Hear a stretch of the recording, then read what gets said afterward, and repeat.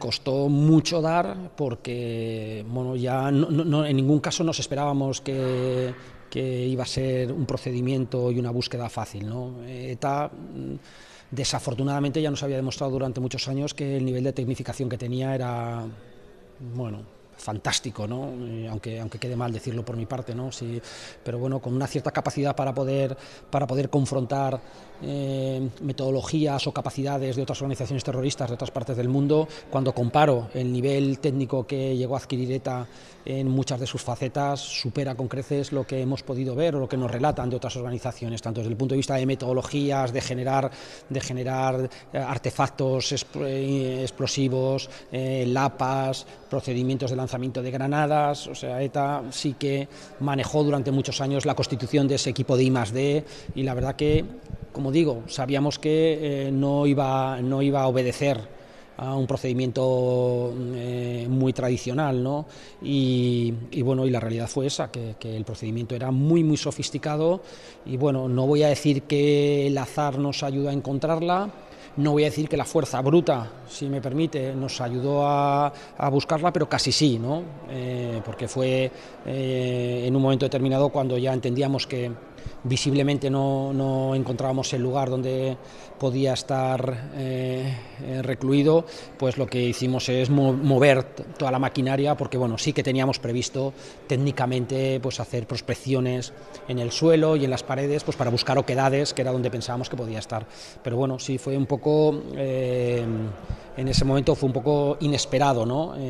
Porque no esperábamos que al mover, y cuando digo mover una máquina no estoy hablando de mover una maquinita pequeña, ¿no? Estamos hablando de una máquina de miles de kilos, que al desplazarla del suelo pues vimos que se levantaba con ello el mecanismo de ascensor que tenían para entrar en el zulo. Bueno, ese momento, cuando nos dice y nos testifica que está vivo, evidentemente es un momento de euforia, pero incluso ese impasse desde que descubrimos que efectivamente hay un dispositivo en el suelo que puede ser el lugar de acceso al zulo, pues bueno, ahí comienza un momento muy introspectivo, de mucha preocupación, ¿no? De decidir quién entra, cómo entra, no saber si estaba trampeado, no saber si había alguien más con el secuestrado.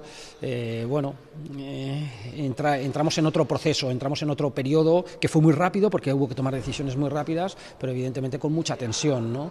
Efectivamente entró un miembro de la UE, que además tenía que tener unas condiciones físicas determinadas, porque el mecanismo de entrada era angosto, y fueron, pues bueno, ahora me dice, ¿cuánto tiempo pasó? Pues en ese momento me parece que habían pasado horas, ¿no? Desde que entra hasta que efectivamente abre el mecanismo, porque había un doble compartimento, hasta que efectivamente él dice que está, que era lo primero que queríamos escuchar, y sobre todo lo más importante, que estaba vivo. Pues de luego fueron momentos de mucha tensión, ¿no? De alegría contenida, esperando que alguien te dijese, oye, está dentro y es él, ¿no? Y está vivo, ¿no? Y bueno, desde luego cuando eso se produce, pues es un momento, pues lógicamente, de auténtica euforia. Pues mira, habíamos fabulado mucho porque los meses de investigación dieron para mucho, ¿no? Cuando hablo de fantasear me refiero a imaginar, ¿no?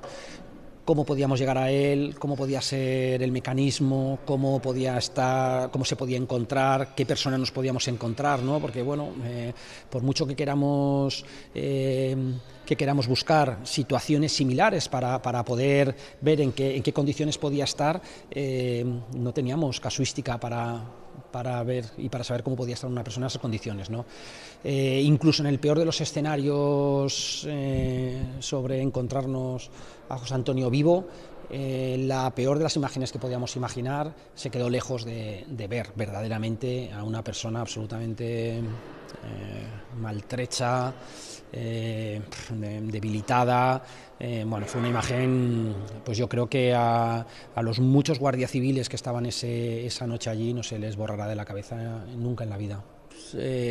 Nosotros pensábamos intentando hacer un ejercicio de empatía de lo que podía estar sufriendo una persona en esas condiciones, llegamos a pensar de todo. Primero, que la propia organización lo ejecutaría, o que el ciclo vital de vida de una persona sometido a esas condiciones pues se debilitase en un momento determinado hasta el punto de morir.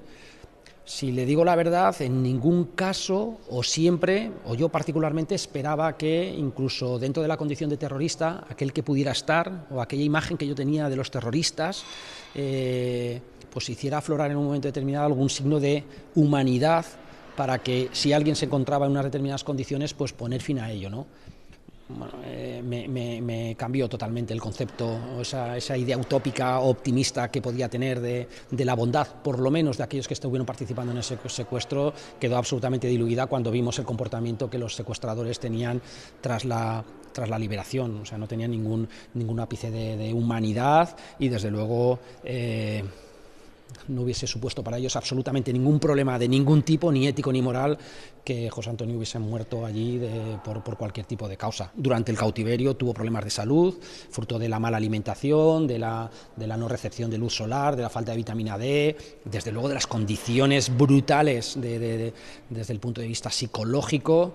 Hay que recordar que es un secuestro en la que el propio secuestrado sabe que no se va a resolver como consecuencia de facilitar aquello que le he solicitado al gobierno, porque no es un secuestro de tipo económico, no es extorsivo desde el punto de vista económico, con lo cual el propio secuestrado es consciente, y además José Antonio es una persona muy inteligente y era consciente de que lo más plausible del resultado final de su secuestro fuese morir ejecutado. Yo en ese momento era muy joven profesionalmente, y tengo que reconocer que para mí fue una de las operaciones en las que más me ha marcado desde la perspectiva de cómo he construido yo el entender la conducta criminal o la conducta terrorista, ¿no? Después de eso, bueno, evidentemente, ¿no? Y yo lo oía a mis compañeros que tenían muchísima más experiencia, ¿no? De que, bueno, vamos a sostener la euforia porque esta ETA, desde luego no se va a ver reconfortada con lo que ha sucedido, ¿no? Entonces me pregunta, ¿pensaba que ETA iba a durar tanto tiempo? Lo que no pensaba, o lo que no pensábamos, era que la respuesta de ETA fuese la que fue. ¿Pensábamos que iba a haber un atentado? Sin lugar a dudas. ¿Pensábamos que el reproche que ETA iba a hacer a la actuación de Guardia Civil iba a ser revolverse con una acción? Yo creo que estaba en el imaginario de todos nosotros, pero desde luego no la acción que cometieron unos días después con Miguel Ángel Blanco, ¿no? Y eso, como digo, construyó a mí particularmente, me construyó, pues bueno, o me reforzó o me formó en una forma de entender la virulencia con la que ETA en ese momento se expresaba, ¿no? Que bueno, el terrorismo deja de ser humano por el mero hecho de ser terrorismo, pero incluso dentro de la gradación que pueda haber por parte de un elemento terrorista, al límite al que lo llevaron fue asombrosamente abismal.